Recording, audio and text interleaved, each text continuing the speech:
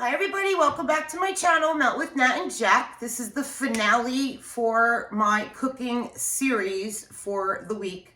Maybe next week when I do some Thanksgiving dishes that I do, I'll film again, but for this week, this is it. This is my mashed potatoes I've been telling you guys all about.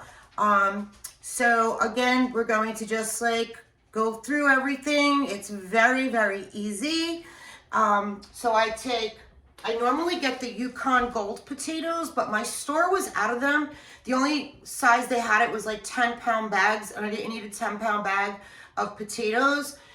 So I ended up getting these honey gold potatoes. So as long as they're the gold ones, those are the best mashing potatoes to me, are like the YUKON gold.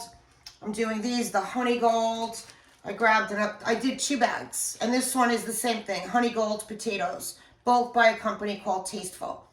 So the one says organic. I didn't realize it, so I got up to the counter and I was not turning back to go run back and exchange it out. I was just like, I wanted to pay and get out of there. So 2 bags of potatoes I use, but again, it all depends on how much you're making. Normally in a 5-pound bag, when it's a family dinner, I'll probably use like 5, 6, maybe 7, depending on the size of the potatoes. Then I throw in a bag of petite cut peeled carrots. So I saved some of the carrots because I'm going to throw them in our salad for tonight. It's my daughter's birthday dinner. I gotta be there in 2 hours, bringing all the food. And I want to take Semper for a quick walk before I start getting ready. So I put carrots in. Now, this recipe I watched on Good Morning America. It was Thanksgiving week, and it was like 25 years ago. So I tried them. They were a hit. They did it with just potatoes. So I did it with just potatoes, but then my kids were small, and they loved the mashed potatoes, so I started sneaking carrots in it. And they loved it. So it was the way for me to get carrots in them, and then I ended up just sticking and always doing carrots because it really does even give it a little bit of a sweeter taste. So potatoes, carrots, garlic, whole cloves. I just peel them, throw them in, chicken broth. So I have them right now boiling on the stove, probably for about 40 minutes. You want them fork tender, but not mushy. So as soon as I start to feel them fork tender, which I just did before I started the video, I'm going to stop them there. So in this pot, I boiled, always wash. I have a colander. So as I was peeling, I was throwing into my colander and then rinsed everything really good with ice cold water. Now I'm keeping my colander here and you'll see why. So in this pot is chicken broth, potatoes, carrots, and garlic. You don't have to cut up your garlic, throw it in chunks, and you'll see why. So that's what's in here. Now, when I go to mash, I'm going to use some of the chicken broth that it cooked in with the butter and milk, salt, and pepper. So I put a container here because I'm going to drain some of the chicken broth out, and I want it to land in this container because I will reuse that chicken broth. So the chicken Murphy I made the other day is going to go back in the oven before I head to my son's. And now because it's been sitting, I'm going to live it like, it soaked up the juice. I'm going to use this chicken broth and put it over that Murphy now when I reheat it. If I have any left, I could cook some pasta during the week, throw pasta in with some grated cheese, real simple. I make my 1-year-old grandson pastina. So yeah, I don't throw the chicken broth out. I reuse it. So now I'm going to drain my potatoes, chicken broth, my potatoes, carrots, garlic, and chicken broth through the colander. This way it just all lands in that container, the extra. Okay, so since that's what's left in here, I'm going to toss this into my mixing bowl. So I'm going to adjust this camera a little bit. There we go. There's the mixing bowl. I'm going to leave it like that. Hopefully it stays. Okay, so now I'm going to take the potatoes, carrots that fell out into the colander. I'm going to throw them in, and I have my butter in there. So as soon as I start my boil, like I put them on, I take a stick of butter and cut it up in there so it starts to get a little bit of room temperature. Then when I throw the potatoes in, it's, you know, it starts to melt even more. And then here's what's left in the pot. And it still has broth in it, and I still might throw more broth in it from the container in the sink that I put in there.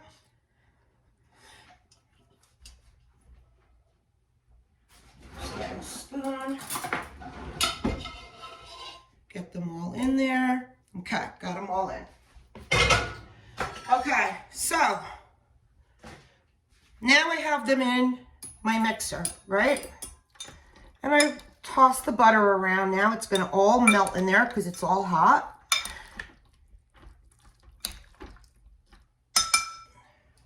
I'm going to take the chicken broth that went into the container and put a little bit more in.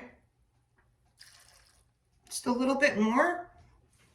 I'm going to add some, I use whole milk when I'm making mashed potatoes. So you don't want to put, you could always add more milk, you know, like once you start mixing, if you see that it's not the right consistency, you could always add more. Then I'm going to do some salt, some black pepper,